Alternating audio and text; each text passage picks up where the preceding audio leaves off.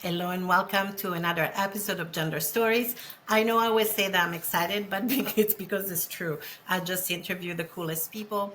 And today I have the pleasure to interview a wonderful colleague, Dr. Damon Constantinides.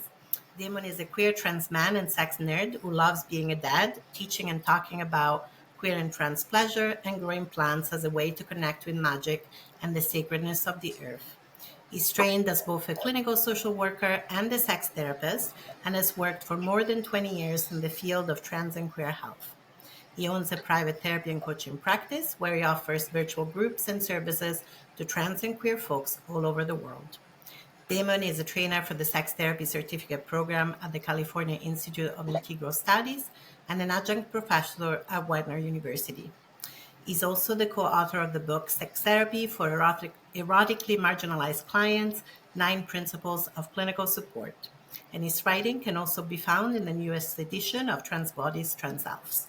You can learn more about his work at www.drdamonc.com or on his Instagram at dr.damonc. And don't worry, listeners, because all those links, as ever, are going to be in the episode description. So thank you so much, Damon, for making time to talk with me today for Gender Stories. I really appreciate it. Yeah, absolutely. Thanks for having me.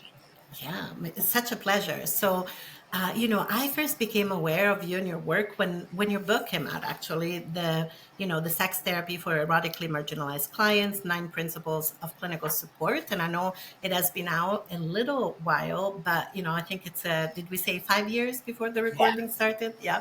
yeah. But I still recommend it to colleagues all the time. I think it's such a great book. So maybe why don't we get started by talking about your passion for training providers and what maybe motivated you to write that book? And yeah, let's take it from there. I have more questions, but I don't have to throw all my questions at you at once. So let's start from there. Sure, I can start there. Although it is funny because it has been a minute with the book. Yeah, so I got into the field of therapy by way of trans health care, and so I was doing trainings before I was doing therapy or coaching, and so I feel like the work that I've done since then has kind of been an extension of working with providers. Um, And the book really was a project that came out of a presentation with another colleague. We would have case consultations together and talk about our work. And there were so many similarities among all of the clients that we had we used the term erotically marginalized, Hmm. but mostly like the trans, kinky, poly, queer clients had similar things happening. And so we wanted a way to be able to talk about that specifically for the field of sex therapy, which um, is still working on expanding their inclusivity and diversity. Um, and so that's how the book came about. And I am glad that you recommend it. I do think it's a really good resource. Hmm. Especially for folks who are starting out or for Yeah. folks who aren't in the field of sex therapy but want to have a foundation for talking about sexuality with clients that they're working with. Mhm. So, and we wanted it to be accessible in that way. Absolutely. And that's one of the reasons I recommend it all the time, actually. I think it's really accessible. It's really foundational. I really love how it cuts across. Like, actually, there are some things that we do have in common as marginalized Yeah, folks, in the field. And here are some things that we really want you to think about. So I think that's a really beautiful model.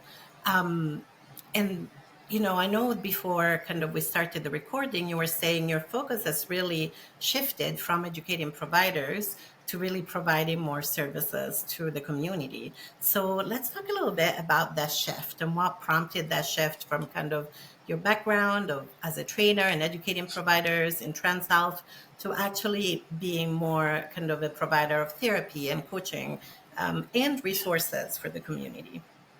sure. Yeah, so I think it's relevant to name that I came out as trans in my mid 20s. And my transition really matched my entry into the workforce in this kind of interesting way. Um, but I was identifying as non-binary and then as transmasculine. And during that time, kind of like with the book, it was really a focus on providers, working with other providers. I felt like I had skills and language, and it was a good fit. And then what happened for me, which is I think is pretty interesting, is one of the things that happened was the pandemic, Mm-hmm. which really forced me to be working online. And I started to learn a lot about how I work in a different way, Mm-hmm. and found that that was just such a better fit for my nervous system. And so that was one way that I started to be able to be embodied, that hadn't really been accessible to me when I was working in Philadelphia in 3 different offices, and it was just a lot of it just wasn't I just wasn't very present. And then the other thing that happened that really shifted the trajectory of my work was my own personal experience with bottom surgery. So, because I have a PhD, there was a minute there in Philadelphia where I was one of the only people writing letters for people who were accessing Mm-hmm. bottom surgery.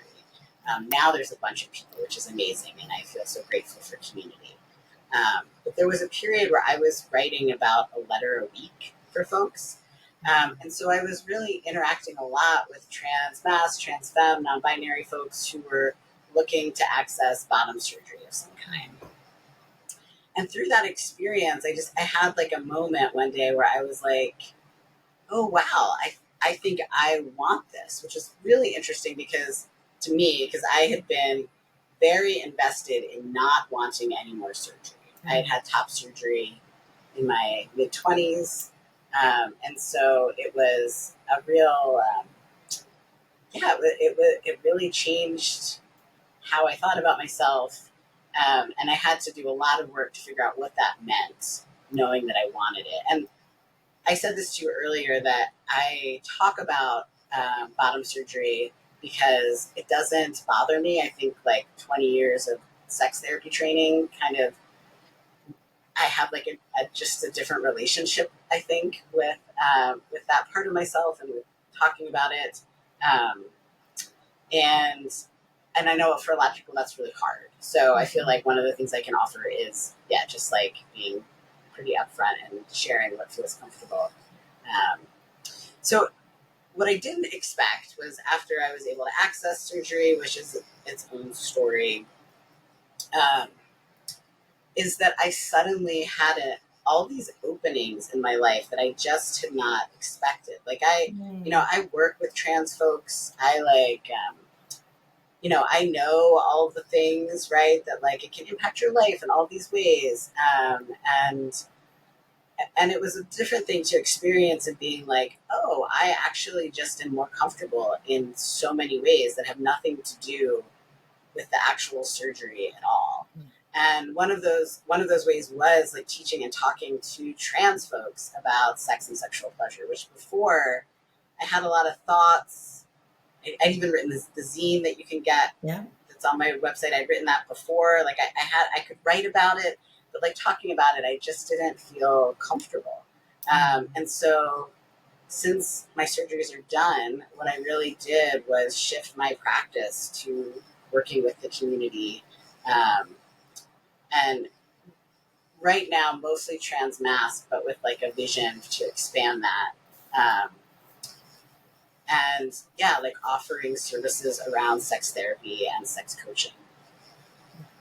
Yeah, and those services are so needed. And I do want to talk about the services you offer because I think they're really wonderful and, like I said, essential.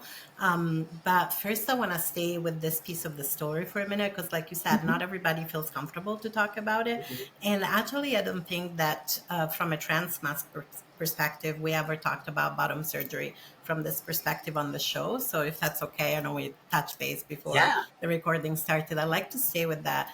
And one of the things I'm curious about is what pinged for you that made you realize this might be something I want for myself? Because often I know that even for myself, sometimes I thought about it, I've contemplated it, and then I'm like, oh, I don't know, there's a lot of risk with surgery. I've got Ehlers-Danlos syndrome, which then ups the risk with anything surgical, especially around genital area and potential prolapse, all that good stuff that I also need to consider, right? It's that nice intersection of being trans and disabled and older. I'm like, oh, Yeah. well, maybe if I was in my 20s and 30s, I'd go for it. But I'm in my 50s, like I feel pretty settled. Is that, but now and again I think about it, and I definitely supported a ton of clients who've contemplated that question and have come to a range of answers. But I think often clients ask me, like, how am I going to know, right? And I'm like, you're the only one who knows when you're going to know, right? I can be here, hold the container, Mm-hmm. ask the questions, Mm-hmm. share the information I have within my scope of practice, right? But often there is this, how am I going to know? What is it that's going to let me know that Yeah. this is what I want? Does that make sense? And I don't know if Yeah. what was your journey like around this, Yeah. or if any of what I shared resonates in any way with you? Yeah, I'm happy to share both how I got there and and before I do that, one of the things that I'll say to clients or people I'm working with, Mm-hmm. friends, and talking about it is like just thinking about it as data collection, which is how I Yes. thought about it, right? So it's like Mm-hmm. collecting data for my experience, and I wanted to say that first so I didn't forget it, and I'll reference back to it. Um, but I think the thing that really like the moment where I was like, oh, I want this was when I met with somebody who was having phalloplasty, which is Mm-hmm. where they use a donor site to make a penis without any of the other surgeries. So, like, there was no scrotoplasty, there was no vaginectomy, there was no urethral lengthening, and those Mm-hmm. last three surgeries often involve a lot of complications. Yeah. And so the idea that this person was getting surgery just to have the kind of sex that he wanted felt like just like such a gift. Like I was so glad like he was doing that for himself, and I had never thought about that as a good enough reason for Mm. wanting to access surgery. And so it kind of unlocked a different way to look at bottom surgery. And I do share this because I think there's this idea that trans people want cis bodies. So Yes. if you're accessing a surgery, you're doing it to be as cis as possible. And Mm-hmm. I knew that that wasn't me. And so I just assumed that those surgeries were not for me because I was not interested in a cis body. That's not my experience. And I know for some people it is. And so I don't want to like Yeah. diminish or minimize that. But for me, it's not. Um, and so just this like freedom to really think about what I wanted to have my male body was really eye opening. And so that was the moment, and I was pretty freaked out about it, and like immediately talked to I had like one friend who's also a sex therapist who has really like listened to all of my musings about this over the last 5 years to like help me get to where I needed to be. But I was like, oh my god, what do I do? I think that I want this. Mm. And then that's where the data collection part came in for me, was like, well, what do I want, right? And so I did things like tried different packers, which I'd never done before, and like I tried different um, prosthetics or toys. I like thought about myself in different ways and about my body in different ways. I did a lot of writing about it, and it was really kind of like trying on these different ideas to come to a place where I knew that I wanted it, and I knew what what I wanted. Um, and so I'll name that. And I just did a free live event about considering bottom surgery, where Mm-hmm. essentially I listed all of the questions that I asked myself getting there. Like that's essentially what it Mm-hmm. was. But like really trying to figure out what was important, and also not just what was important to me and my body, but also what was important to my life. So, I Mm. mentioned in my bio that I'm a dad, and that's been the most gender affirming experience I've ever had, which I did not expect. And when I started out on the bottom surgery experience, I had she was either 5 or 6. And so one of Mm-hmm. the things that was important to me was that I wasn't going to be missing from parenting for a very long Mm. time. And when you're having surgery, you're very inward focused, as you need Yeah. to be. And so part of my decision making wasn't just it wasn't just what I wanted, it was what I wanted for myself in the context of my family. And so I like to name that because I think a lot of times people think that you shouldn't consider that, or you should only think about something this way and not that way.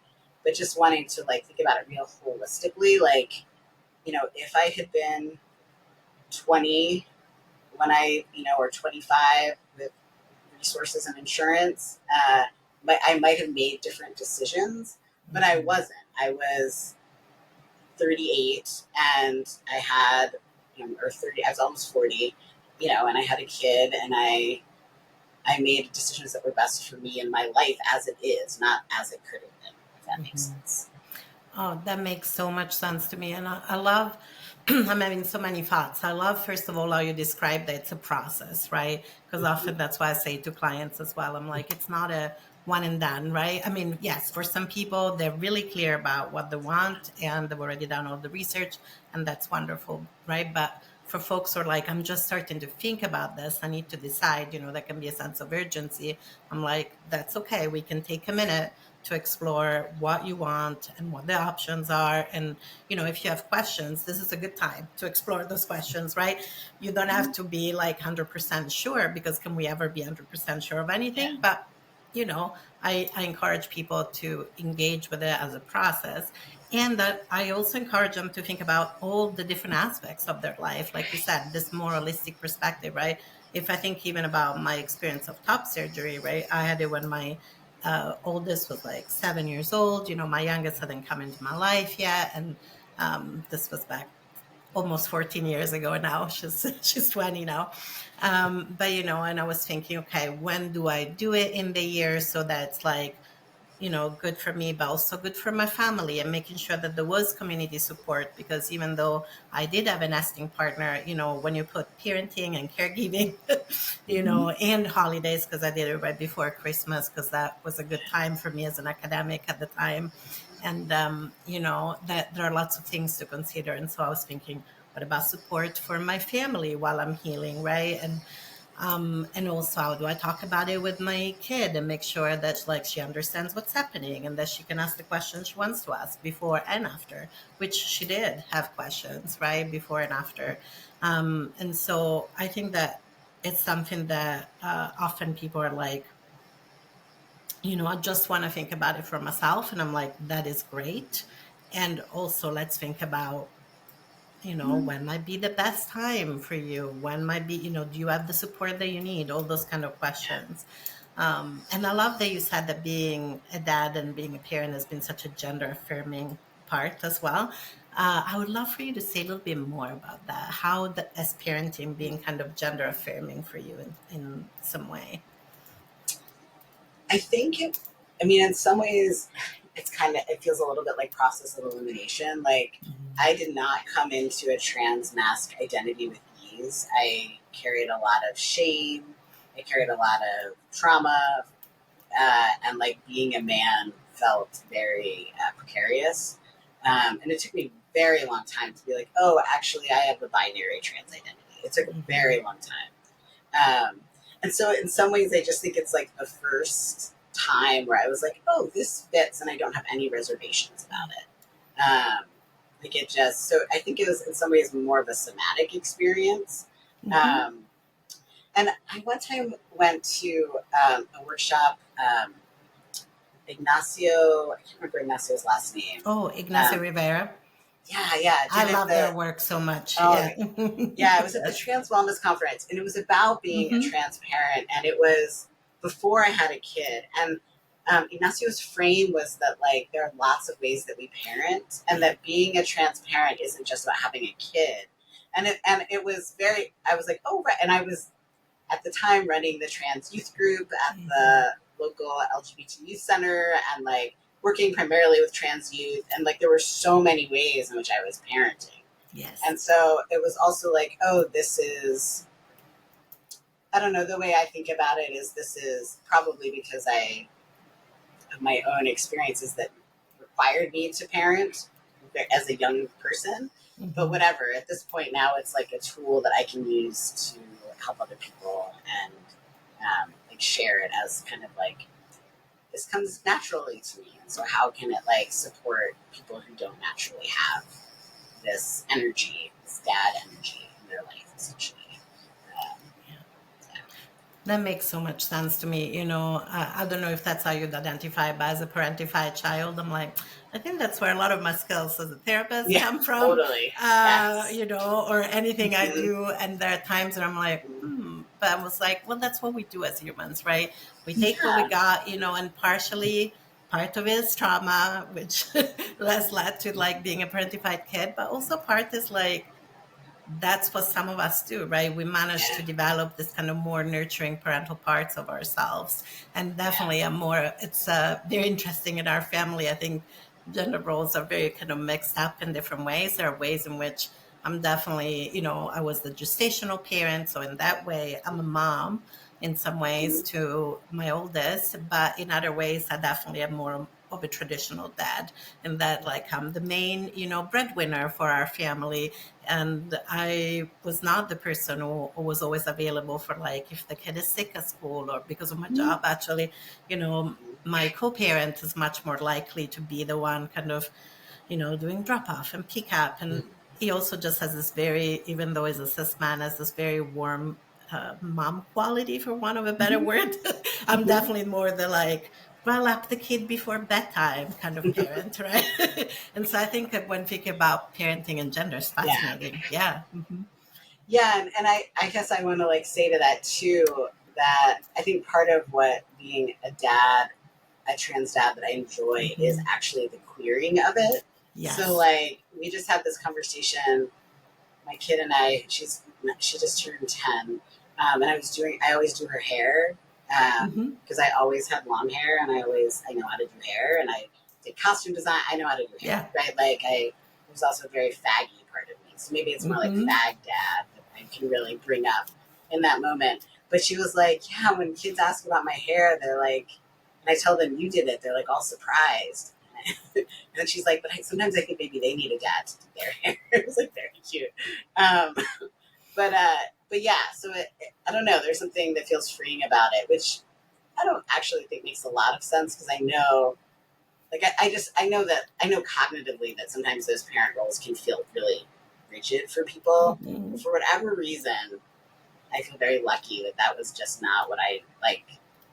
I think maybe because I had to separate myself so much from my own past experience, it's like, ooh, I get to just make it up, and like there was a real freedom in that. That is so beautiful and so expansive.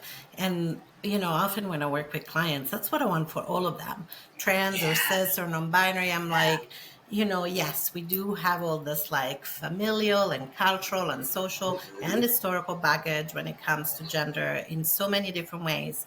And, I mean, a lot of my work is about this. I truly believe that expansiveness can be Yeah, accessible to all of us. And one of the ways is to really move away from this rigid cis hetero mononormative ideas about like what mm-hmm. does it mean to be a man or a woman, a dad or a husband or a wife, right?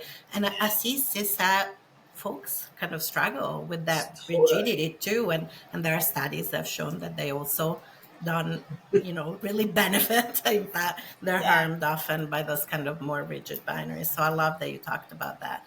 So given all of that, what was, you talked about this process of deciding around bottom surgery, and I loved what you said, that there was that moment when you realized I can do that just for me to access, even more embodiment, more pleasure in my own body, having the kind of sex, that I want.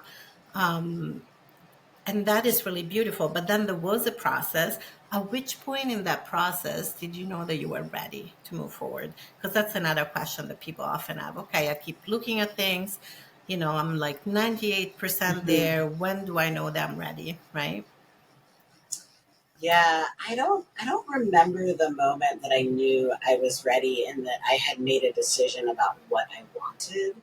But I know the moment that I realized I was ready was that, the way my health insurance is through my partner, and there was, we thought that my insurance would be covered when, it doesn't matter, something happened Yeah. on July 1st, and on July 1st, that didn't happen, and we found out we would have to wait 4 years.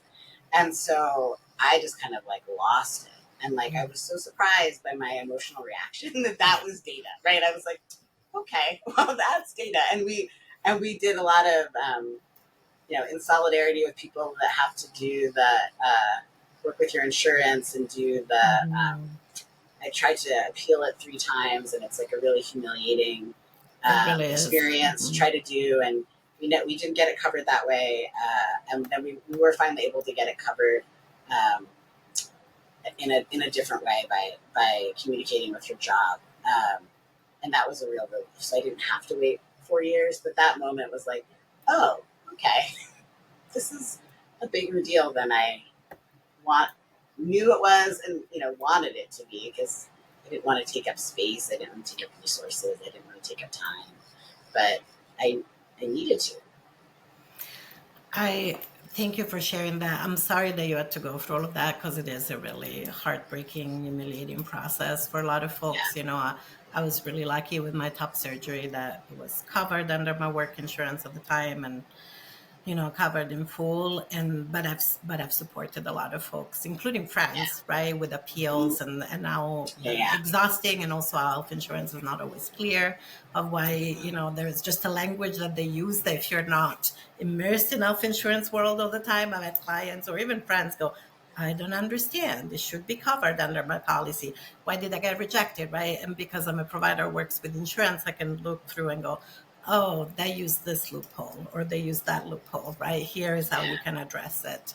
But often it is that moment where you're like, well, maybe I can't do this. That yeah, really, even when I work with clients who sometimes are like, I don't know, I think that transitioning is ruining my life. I don't know if I want to transition. I'm like, that's okay. You can stop at any point, right? And I'm genuine when I say that. I yeah, really want people to feel comfortable, like you can be trans and never have to transition if it's not safe in your world, right? You can start transition, you can stop. Like I've started testosterone and stopped it. I mean, I'm on like I think my third round over the last 15 years, and it's not like I start and I stop in 3 months, right? But it's like I start and then I'm like, I think this is enough change for now, you know. yeah, We get to make choices over our yeah, bodies, right? And so sometimes when somebody gives us permission to be like, you don't have to do this, when it's like, yeah, no, but I want to do this, I'm like, okay, then let's look at where's the right, distress coming from, right? right, But yeah, but I also love what you said about just like centering. You can do this just for yourself, right? I think so much of gender affirming care and especially trans health care is viewed through this kind of cis gaze, right? Like even when I remember when I was going for top surgery, a lot of people going, "Oh, so you're gonna be a man now?" And I was like, "Well, not really, because I was like, I think my masculinity is so not into binary masculinity that I'm like, yes, I guess I am a man in some ways, but not really, like, right? yeah, But I think there is this idea that, oh, you're doing this to assimilate into cisness, right? You're doing this so that your body can be more like a cis body, right? Because the cis body is the standard, as Resma Manikan would say about the white body. I would say the cis white able body, right, is the standard. So I'm just really curious about what happens when we move away from that and just get yeah. to do things for ourselves. So, can you say a little bit more about what happened with that client when you were like, oh, you can do this in a different way? You can have bottom surgery in a different way, right? Because I think people are like, this is what you do, and you need to make sure that it's exactly like similar to kind of cis genitals and there are no other options. But actually, there are a lot of options for both trans Yeah, masc and trans femme folks, I think. you yeah, know there are. Yeah.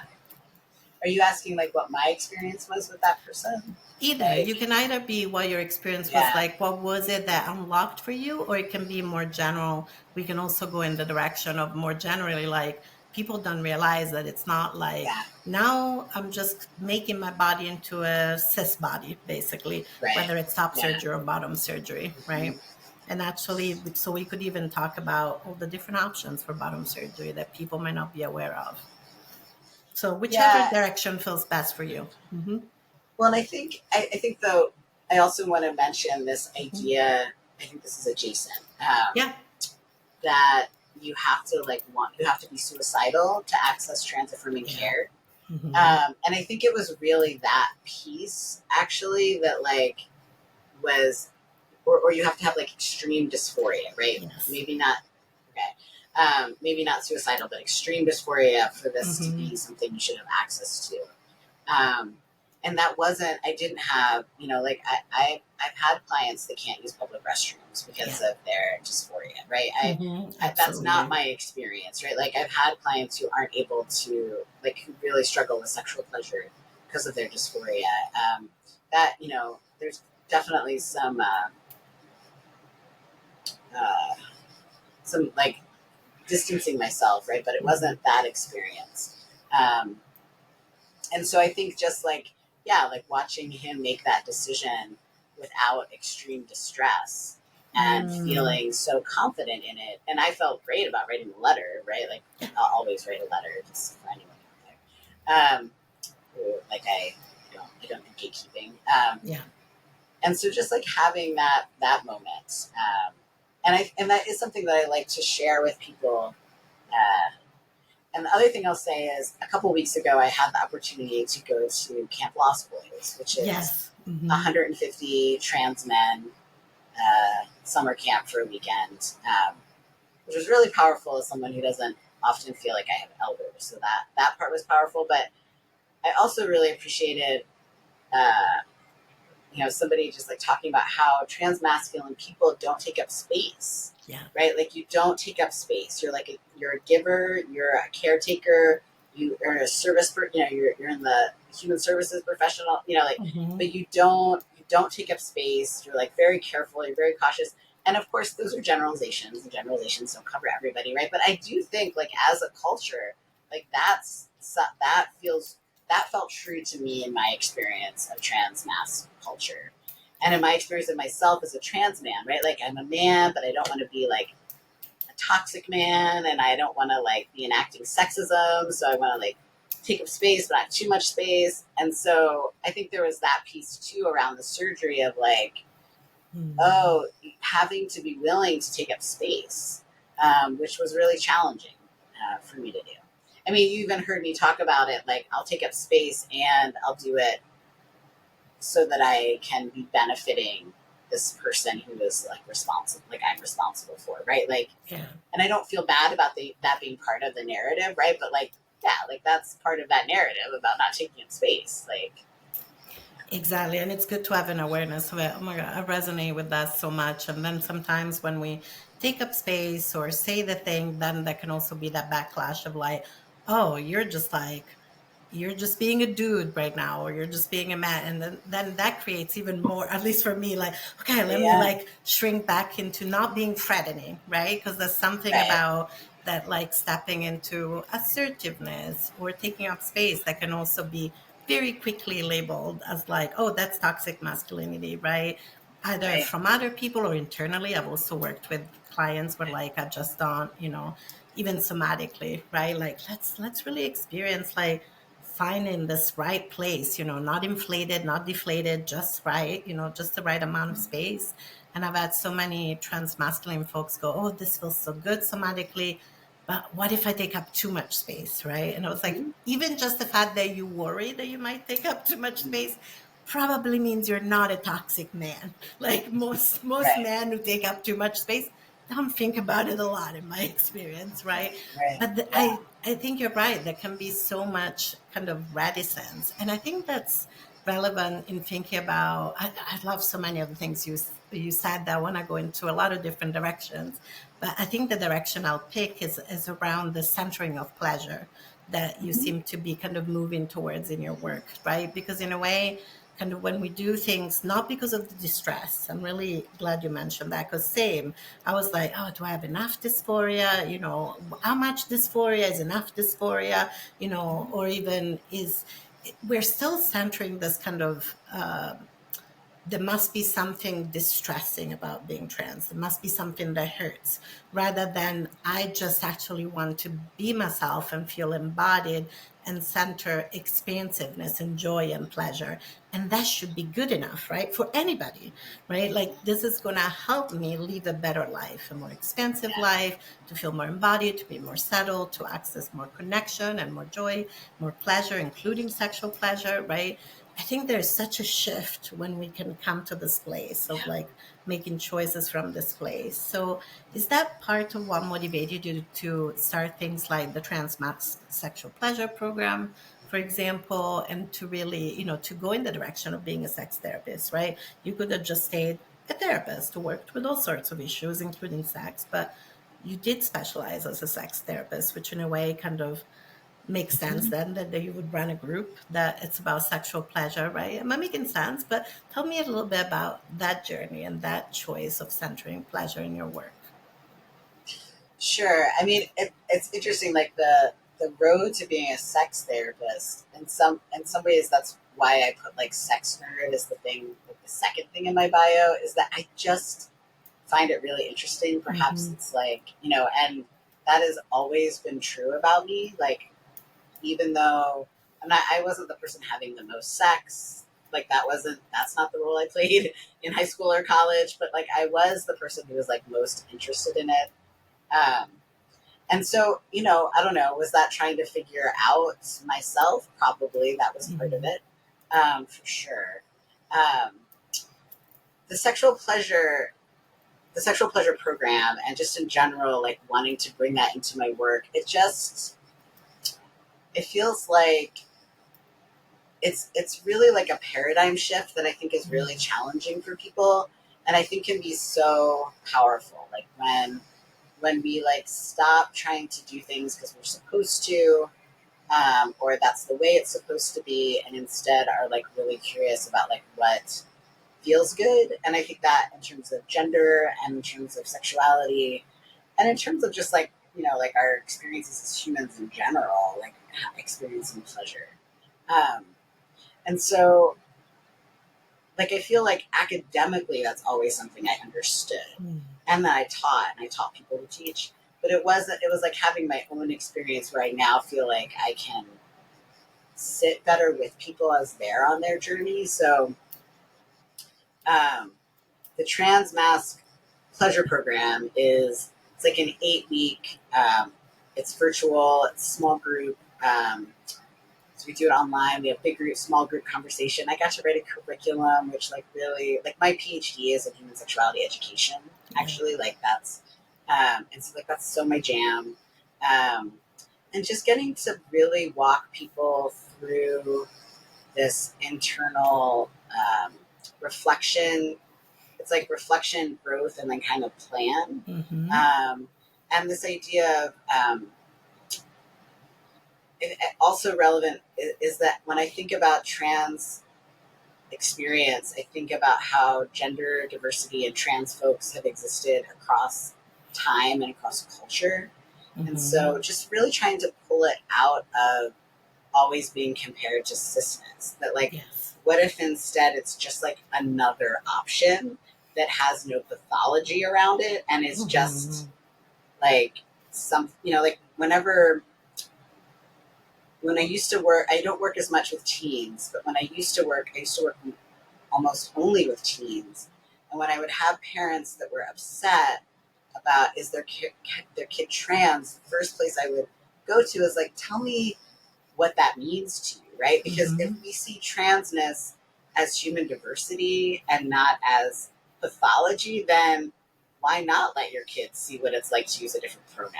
Yeah. Like, what an amazing opportunity for them to like know themselves, right? It's only when it is seen as a pathology, which seems like really unnecessary to me. I don't know.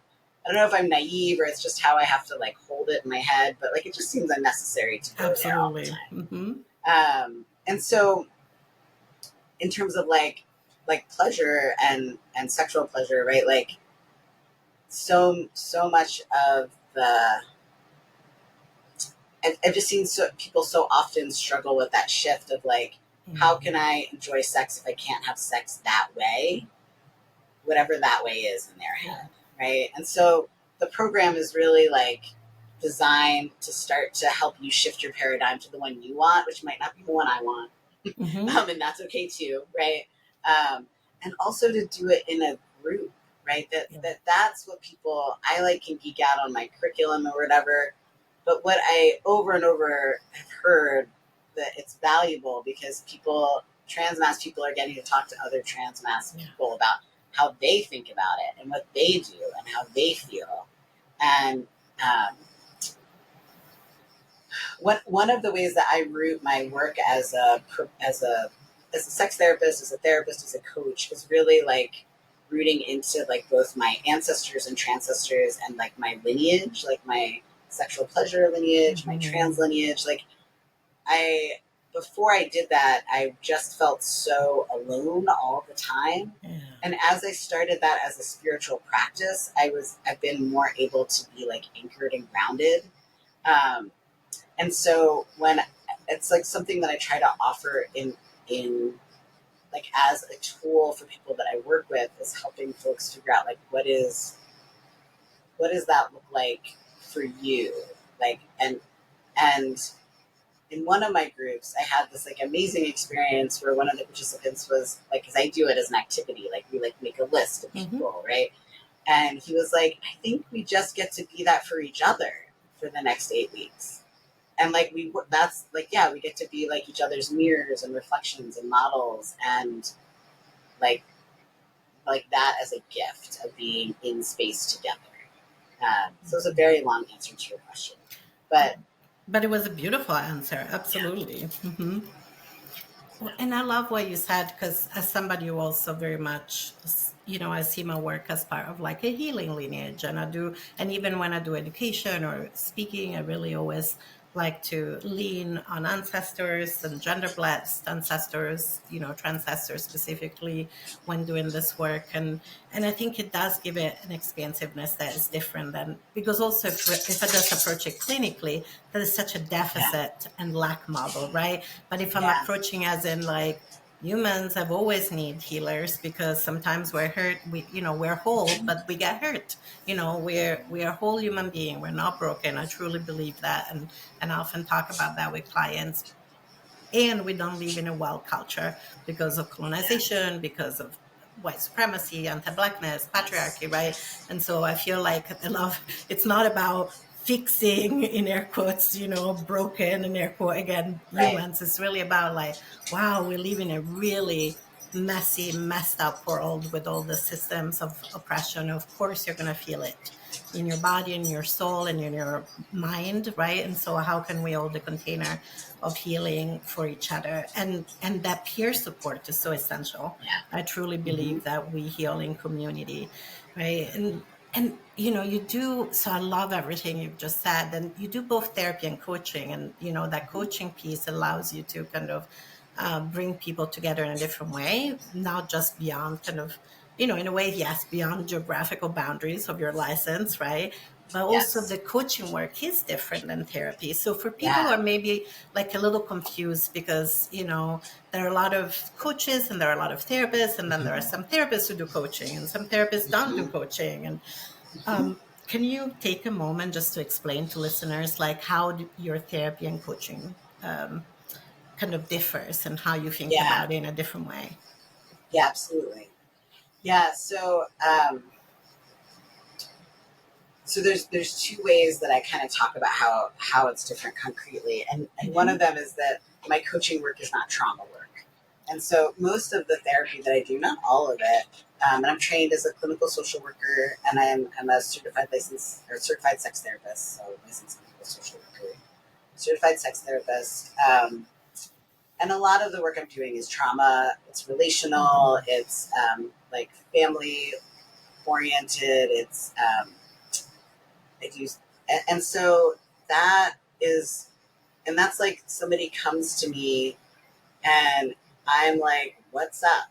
Like, what's coming up? Like, where are we today? What's going on today?"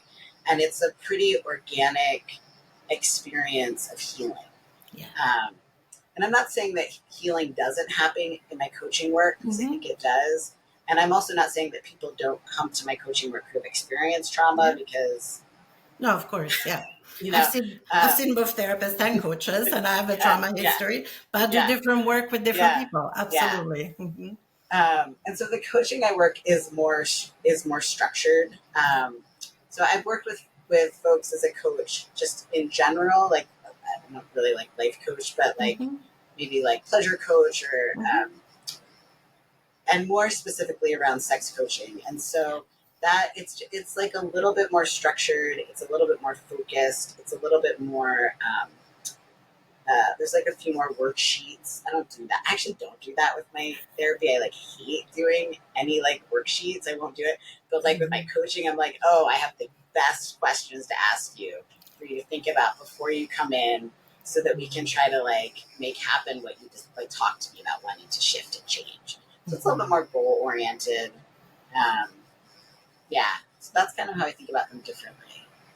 That makes a lot of sense to me. I think about it in very similar ways. Like coaching is much more structured and on a specific topic usually, and it is much more, yeah, outcome oriented versus therapy. Yeah. Sure, I do want some outcomes, but the outcome is more process oriented, right? Yeah. Like, is, Yeah. am I centering my client needs? Am I accompanying them to where they want to go? And it's so much broader, the work that I can do Yeah. in therapy in some ways Yeah. compared to the work I can do when I do any coaching. Hmm.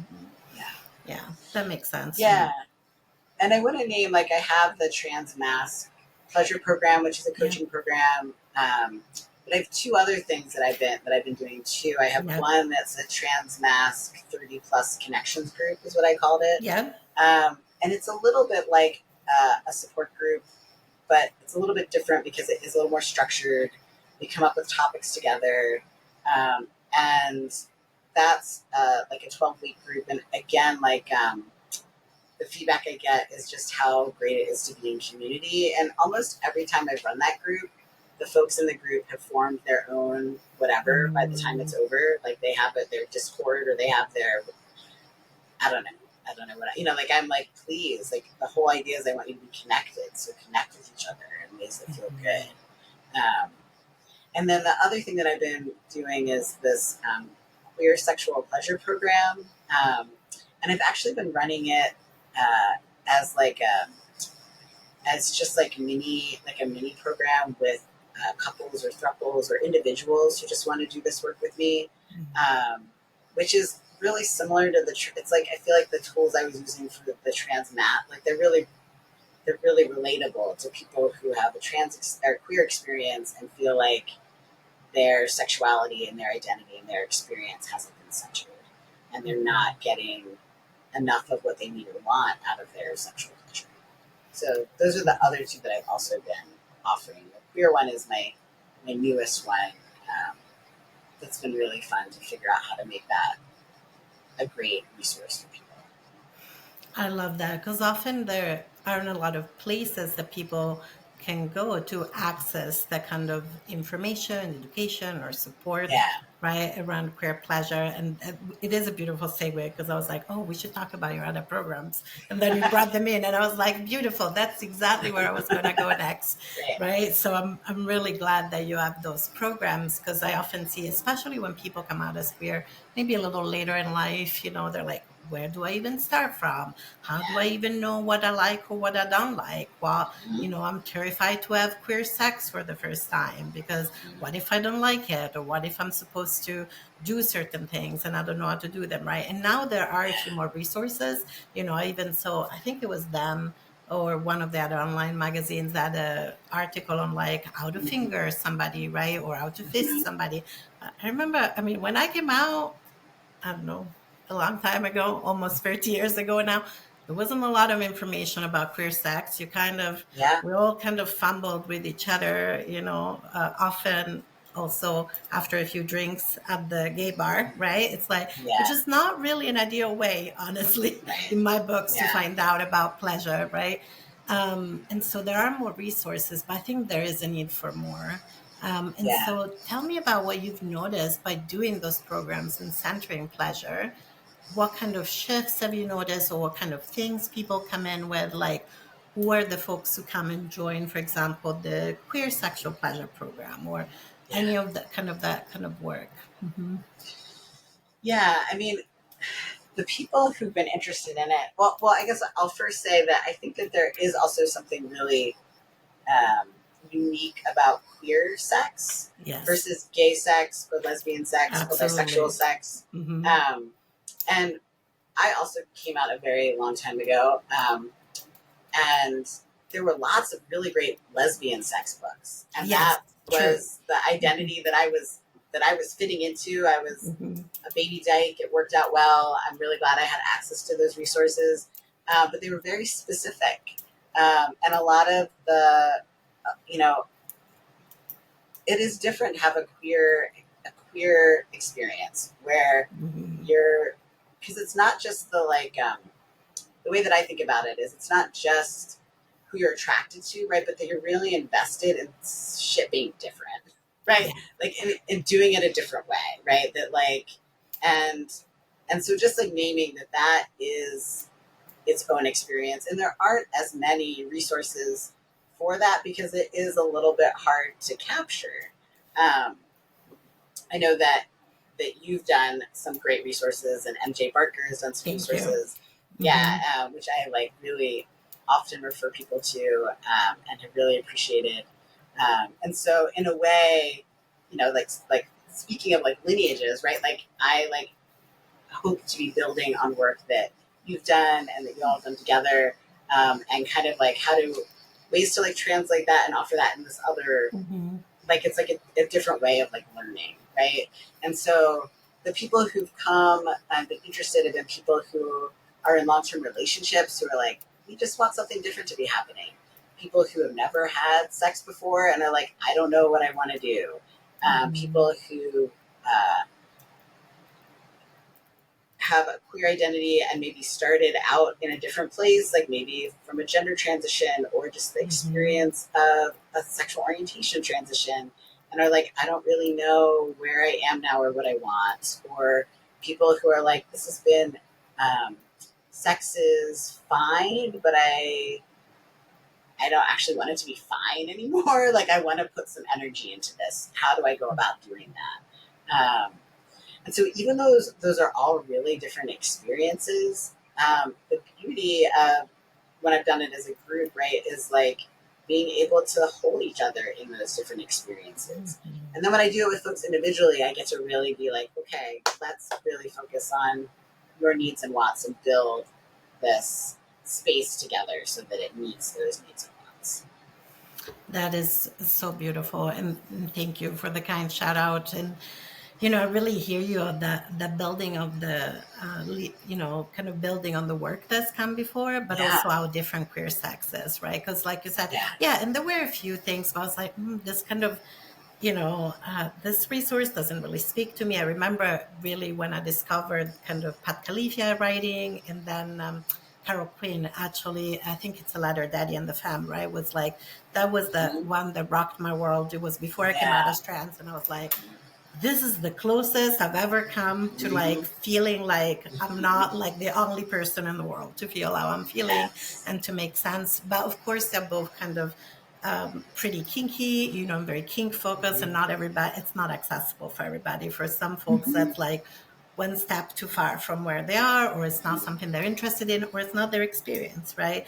And so, in a way, kind of having a space like the space you're creating for people to really think about, what do I want my experience to be like? Well, yeah, what happens when, in a way, we're back to the beginning, right? What happens mhm, when we let go of this gender binaries that right, trap us into certain role? Because for mhm, me, queer sex is very much about like letting go of those gendered expectations and not fall into those roles that you know, culture and society really wants us to fall on really easily, right? It's like yeah, the very few times I like dated femme folks, and just because I'm usually attracted more to masculine folks. But one of the conversations is like, oh, I think you're trying to do some gendered flirting thing that's not working for me. That's not the kind of masculine person I am. And then it's really interesting conversation, right? Because some people are like, well, then I don't know what to do. And I'm like, that's yeah, okay. But you need to understand that I'm not responding to you the way you want me to respond to you, because this is not a turn on for me. Right. Right? It's Yeah. like, you know, Yeah. and it's just not a dynamic that Yeah. I feel comfortable with. And just because I present in this more masculine way, it Mhm. doesn't mean that like I enjoy kind of, I was like, well, we're both kind of femmy.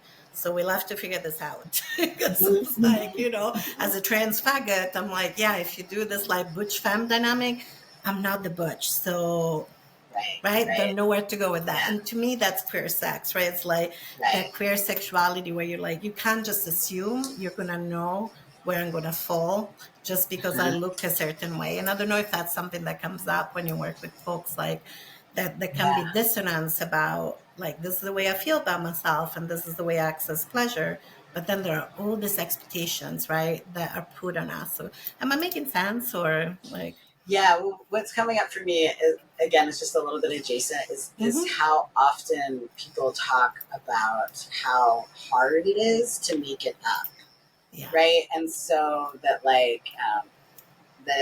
that like cis folks and gay and lesbian folks sometimes have Mm-hmm. these scripts that are Yes. available, and that it's a lot of work to make it up. And so I feel like I'm like, cool, we get to make it up. Like then there's like expansiveness and possibility.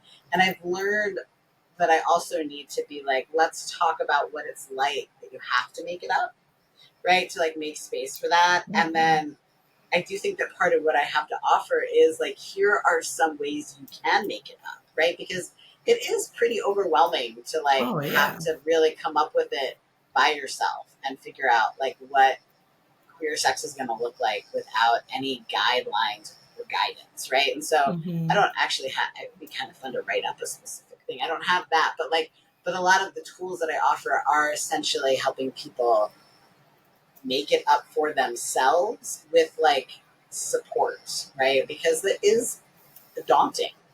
Um, Oh, absolutely. yeah, Hmm. especially if you don't have experience talking about sex, as most people don't, Yeah, right? Or thinking about it, like you don't have any of those tools. You don't have like a pleasure model for what it could look like. It's just like it's hard work. absolutely. And it's that work of like authenticity and vulnerability, and also Yeah, really that countercultural work that it's okay to talk about sex, actually. Like, yeah, and this does not need to be a taboo subject, right? Which right. also leads us back to parenting, like we brought up our Mm-hmm. kids in a way where talking about sex in a way that's age appropriate, right? That change over time. Yes, Also, we need to be yes. prepared to have different conversation with our kids at 5 that at Mm-hmm. 20 years old, right? Yes. Those are going to Mm-hmm. be different conversations. But, I was really passionate about being sex affirming because having been brought up in a pretty sex negative culture where, it wasn't quite Jane the Virgin, but close. I don't know if you've ever seen that program, but the grandma takes the flour and like scrunch it up in front of the child, and then it's like, can you put it back together? It's just like no, Mm, and it's like similar for virginity, right? And that's pretty right. much how it was inculcated in me as well. Yeah. And so I was really passionate about bringing up kind of kids in a sex affirming environment where they had the education that was age appropriate, where they knew that they could talk about it, but it's so countercultural, right? Mm-hmm. Even Yeah. like, often, and it's reinforced through popular culture, right? Like Mm-hmm. that, oh, you Yeah. don't talk about sex with your parents or with your kids, and you don't want to know if your kids are having sex or if your parents are having sex. And I'm like, why not? Like, what is it with our culture that we cannot Yeah. accept that this is, because often, and there is a piece about accessing sexual pleasure for queer folks as well. Because I've also worked with people who are like, well, it's really hard for me to have sex if the kids are in the house, even if it's like at night and the doors are closed, right? Or is it like just this kind of I don't know, contraction that happens around sex, Yeah. and I think with queer sex even more so, right? It's like Yeah. something that has to be really, really removed from the kids. What if the kids, see two people of the same gender like kissing, or even this whole like kinka pride tire discourse that comes up almost every year. Oh my god. We're I coming can't up to believe it's June. still. Yeah. Oh no, happening. I I'm can't believe like, it. I was like, I've heard the same argument for 30 years. I'm somebody Yeah. who's always brought like my oldest, because she's Mhm. the one who's been with me her whole life, to Pride since she was like a baby, and it's fine. Like, if you see people dressed in kinky outfits, it's like, that's an outfit, just like cosplay, if like, and yeah, some people feel sexy when they dress that way. Mhm. Mhm. Some people Yep. feel good about themselves when the kids are younger, right? When they're a little bit older and they understand what feeling sexy means. Some people feel really good. It makes them feel good about themselves. It's grown up play, right? But I think people have so many hangups, and I think that's Mhm. part of the issue, right? In some ways, that Yeah. we don't consider talking about sex as just a normal topic of conversation, right? Yeah. Yeah. And I think that it's been a real gift that I went in this direction professionally, because I just Hmm. got so much practice that it Yes. just doesn't, it's like there's like an ease. And I do forget sometimes that other people don't have that. But I will name also that I live in a community, that make different choices for where we end up, right? Yes. And we always give up something, and we always like to get something, right? And so Absolutely. I've given up and made intentional choices to be in a very affirming community. And when I had bottom surgery, everybody knew. I Yeah. live on a block where everybody knows that I'm trans and they're supportive. They all knew I was having bottom surgery, and they were like, my kid knew. All my kids' friends knew. Yeah. Her teacher knew, Hmm. right? And like what I did is I taught people how to talk about it, and I did it Yeah. because I didn't want her to come into school and say something and her teacher to freak out and not know how to navigate it, and therefore shut her down and shame her. And Hmm. so and it was, it's been a 3-year process. So it was 3 different teachers that, like, during the parent teacher conference, I would say, in April, I'm going to be having a surgery. This is how we talk about it. This is the language that we use. Hmm. This is my expectation for the classroom. I'm here to answer any questions right now that you have about it. And just, I really set it up as like totally normal. Um, and I think that was like a real gift for not just my kid, but for like our community, that it was just seen as something really normal. Because it Absolutely. is. There's nothing not like, right. And I think that is related to like just like the erotophobia, or like the fear of sex in general, connected to, like transphobia, erotophobia, homophobia. Like, it can only, like, if it's not bad, then we don't need to be afraid of it. And Yes. it is a skill to talk about it age appropriately. And I wish we had more. I wish people had more access to those resources, because there Yeah. aren't. I mean, there's some. I mean, Corey Silverberg's books Oh my are God. amazing, I love and Corey's books. Hmm. yeah, and like such a gift. And yeah, like and there'll be, and hopefully there'll be more and more, right? Like, there's Hmm. definitely more than even when my kid was, when she was 2. There was like there's so much more now, but yeah, I do think that that is something that is hard for parents. Oh, absolutely. And Corey Silverberg books are so good. I remember with our oldest, we had to do a lot of translating. So we found, the best books we could, like It's Perfectly Normal and those other books. Yeah. They're kind of Yep. by age, but then we had to do a lot of addition, like, right. And even as we got to the third book, she would do Mm-hmm. her own, right? Oh, they're not talking about trans people here. Or look, Mm-hmm. they're not, they're making these assumptions, because then, Yeah. and I think that's a big part is like, how do we normalize talking about Yeah. pleasure in every way, and also that pleasure, Yes. and I think that's very anti-capitalist in some ways, right? Because It's capitalism yeah. doesn't want us to center embodiment and Mm-hmm. pleasure. It wants us to buy pleasure, right, Yep. from other sources, because that serves Yeah. capitalism.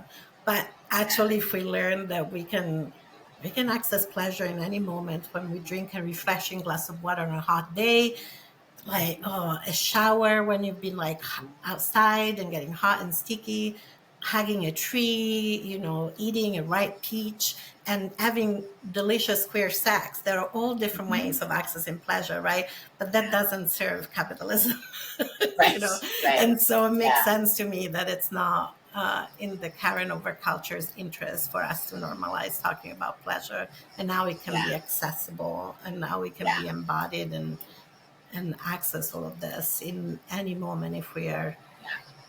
if we know that we can, right? Yeah. Hmm. Yeah. Yeah.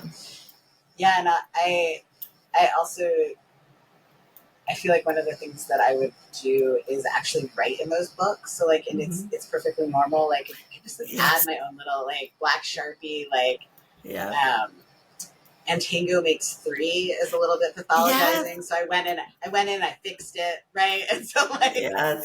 I mean, I think I named that just to give parents permission to do that. That like, Absolutely. like Hmm. you can just fix it, and then Yeah. now that's what's normal for your kid. Exactly. And, Yeah. kind of, and we know just for, I just want to add, just for folks who don't know, they're actually talking about sex with our kids, like in age appropriate way as they grow up, doesn't make them have sex sooner. It doesn't Right. make Right. them explore, and like, because actually they know the answers. And so they're in no rush to grow up. When I Right. compare my kids with like peers, it's like if you have all the information, you don't have to like whisper about it on the playground, right? And so it takes away that curiosity that maybe puts some young people in even some Right. dangerous situations sometimes, right? If they're not aware of how to manage it. And so, because I think sometimes parents are worried, right, of exposing Right. their kids too Right. early, but actually often say, if you haven't made it really common, because I like not to use the word normal, but normalized to Yes. talk to your kids about sex by the time they're 10. After that, it's too late. And people are like, what? Mm-hmm. And I'm like, yeah, because your kids are going to go through that awkward phase where your parents are the last people. And both my kids definitely went through, they're like, yeah, I can talk about this with anybody to I don't talk about this with any adults, and usually it's that middle school age, right? From 10, Mm-hmm. 11 to 14, 15, sometimes a little later. They're not going to want to talk to you about it. But if you've already given them the basic information, the Right. resources, and eventually, they get out of that awkward embarrassment Yeah. phase and they can come back around to it and know that you can be a Yeah. resource. But if you miss that window, I think it's really hard. Hmm. Yeah. And I feel like comprehensive sexuality education is something that I can't believe we're still talking about. But I since know. we, I mean, like it makes sense in a country where some people don't believe in science, right? Because but there is like data, right? Like that is Yes. what that is that is how people have um, the best experiences with sex Yeah. is when there's comprehensive sexuality education. And sometimes I do, in the past, I've done like parenting workshops. And one of my favorite questions I like to ask, particularly people with little kids and babies, is like, what kind of sex life do you want your child to have when they're Absolutely. an adult? Hmm. And people are like, Yep. what do you mean? I was like, well, because what that looks like when they're an adult starts like now, right? Like Yep. it starts now with their understanding of their body, with like dispelling shame, with like meeting them where they are, right? Like that's how they're going to have whatever sex life you're hoping they'll have as an adult. Um, Absolutely. yeah, And it starts with us having done our work, right? I remember yeah, writing this column for By Community News. I was still living in the UK about being loud during sex now that was a parent, right? And like mm-hmm. not like what does it mean, oh my god, what if, because so many parents are worried, what if my child overhears me? And I mean, at Mm-hmm. the time my kid was a baby, so I was like, wasn't even an issue. Right. But I was starting to think about it. It's like, oh, well, Yeah, maybe I was even just pregnant. It was very early on in my yeah, parenting journey. And that's one of the things I was thinking about is like, well, what if my child yeah, overhears? Like, that's okay. Like, yeah, sex should be pleasurable, right? It's like, yeah, it's not a dirty thing. It is not a right, damaging thing. Actually, it's only a right, damaging thing if we frame sex as bad, and that has to be kept kind of private and we don't talk about it. And actually that is really sets kids up to being vulnerable potentially for sexual absolutely. abuse, because right, if they've Yes. learned that this is Mm-hmm. something we don't talk about and we keep secret, then when that kind of child sexual abuse happens, which we know is widespread and it happens, they Yes. they're very vulnerable to an adult saying, Yeah.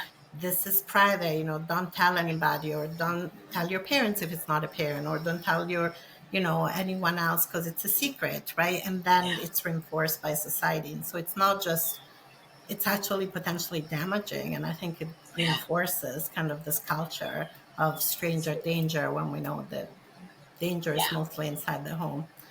Oh my God, I feel like we could do a whole other podcast episode on sex totally. and parenting. And maybe we should. Maybe we should Yeah. think about doing one of those because I do have a lot of Mhm. feelings about it. But Yeah. I want to be respectful of your time. So I always ask guests, is there anything we haven't talked about? I know we went to a lot of different directions, which was really fun because you do a lot of work that's really close to my heart. And I'm so grateful for your contributions to the field. But is there anything that we haven't covered that you were hoping to talk about today? I think I just want to bring in like the deep importance of intersectionality, which I haven't Mhm. really used that language Yes. to talk about today, and it feels important to name Hmm. because so much of the work I do is like on the shoulders of folks with disabilities, Yeah. of Black, Indigenous, people of color, like, and just like Hmm. naming that, like, the way that I work or the way that I move through the world is not that like, I think it's like, I mean, if we like really loop back to the title of that book, right, like Yeah. erotically marginalized, right, like Yes. that, like we are like these, the experience of marginalization is really connected, and like it needs to be. And so when I'm doing, when I'm doing sex coaching with somebody, and like all of that is in the room, if we're talking about transphobia, then we're also talking about all these other experiences and Hmm. how they're connected. And I love that you brought up capitalism and like brought that Yeah. in, right? And just like kind of holding that, like I feel like naming that big frame, that this isn't, that sex isn't separate from Yeah. that, and neither is transness, right? Like those are Hmm. those are connected. Just wanted to name that. And then the other thing that I really want to name is that I really do feel, um, like the more that I bring magic into my work Hmm. and like sacredness, like the more, um, I'm able to offer and the more people are able to get out of it. So just like naming that frame of like, I do think of, I mean, of humans as sacred, and not just humans, Hmm. but life. But like, if we're going to get specific, like transness and queerness, and that there's something like so beautiful in those experiences that have gotten so covered up by the experience of Hmm. marginalization. And I love when we get to like sink in and really find it again. Yeah. That's really beautiful. And that really, yeah, that speaks to my soul as well as somebody who's like really integrated different aspects of my work more and more over the years, which Yeah. does come from a place of privilege. As I've become more senior in the Yes. field, I feel less worried about like being the Mm-hmm. whole of myself, right? And also as there've been more and more trans and queer in voices and just Yeah. more expansiveness in the field, that's made it easier. But I love that you brought the framework of intersectionality because absolutely I love what we talk about is so impacted from our lenses, but even more so from those systems of power, privilege, and oppression in our Yeah. world that it's we cannot talk about sex or gender without talking about those other aspects 100%. So thank you for bringing that in. Yeah. Well, like I said, I could keep talking with you, Damon. I feel like your work is just so wonderful. And, talking of which, I will have all the links in the episode description. But if people wanted to find out more about you, your work, what you offer, where should they go? Where should they look for you? Sure. The easiest place is my website, which is Dr. Damon C, DrDamonC, Hmm. .com. Turns out my last name was a little much to have a website around. Uh, and so that's where I have all of my offerings. And Hmm. I tend to do my groups, like 2 to 4 times a year. And so there's always an opportunity to sign up for the wait list. And so if you do that for any of the groups that I offer, um, you're then the first people that I turn to when I open up the next, like the next cohort that I'm doing registration for. Hmm. Um, And then the other place is on my Instagram, which is Dr. Dr. Period Damon C. So Dr. Period DAMONC. And that those tend to be the two places where I post things. I do have a newsletter that I'm on my second year of the newsletter, and it's usually 1 to 3 emails a month.